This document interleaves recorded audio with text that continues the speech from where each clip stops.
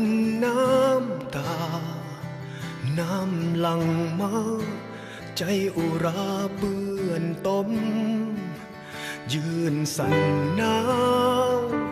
กลางสายลมห่มเสื้อผ้าสุดเดียวที่เหลือคาคีอัตตะปื้อปึ้งขายคำแลกไก่สะอื้นใจสองแก้มอาบด้วยน้ำตาทุกหนักหนาโอ้ยสะเทือนใจเข้มแข็งไว้ขอใจเจ้าอย่าอ่อนแอรอท่าก่อนเด้อใจปื้นตมจะไปกอดเจ้าล้างใจให้หายระทมอย่าทิ่มกันเด้อพี่น้องลาให้หอมกันเข้าบอกว่าเจ้าจะอยู่ใสอย่าทิ่มกันเด้ออย่าลืมไหลสามัคคีกันไว้ส่งพลังความห่วงใยโอบกอดหัวใจเปื้อนตม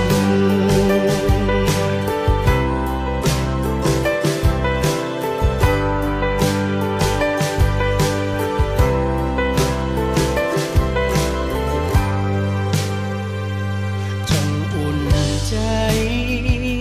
และเสื่อใจบ่มีภัยปะทิ่มให้เจ้าเดียวได้เจ้าจะเห็นโอ้ยหัวน้ำใจลิ้นหลั่งไปล้างใจเจ้าให้เบิกบานโลทากองเด้อใจเปื้อนตมจะไปกอดเจ้า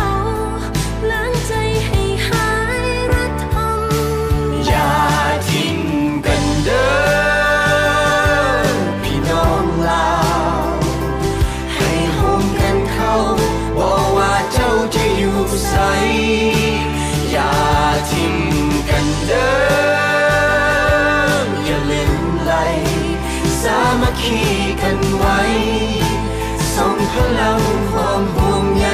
โอบกอดหัวใจเปื้อนตมแต่โทษภัยหรือเปล่าว่าเป็นสาเหตุบ่มีภัยต้องการให้การทุกข์ของเทสิ่งที่ต้องทำตอนนี้คือช่วยผู้ประสบภัย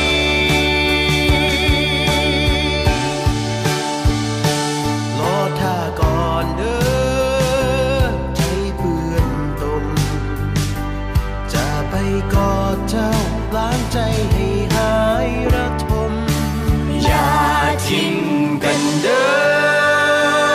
อพี่น้องลาวให้หอมกันเข้า